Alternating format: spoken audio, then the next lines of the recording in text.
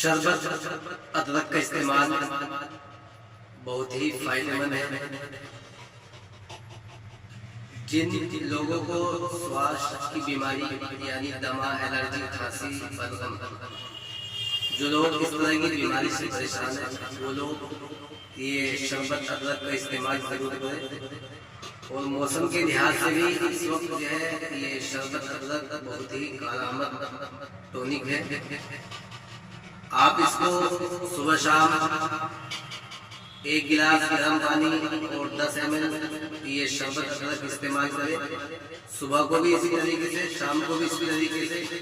इंशाल्लाह आपको खांसी, बलगम, नज़ला, जुकाम और श्वास की बीमारी, पेट से संबंधित बीमारी जितनी भी है उसमें ये शरबत अदरक जो है बहुत ही कारामद चीज़ है।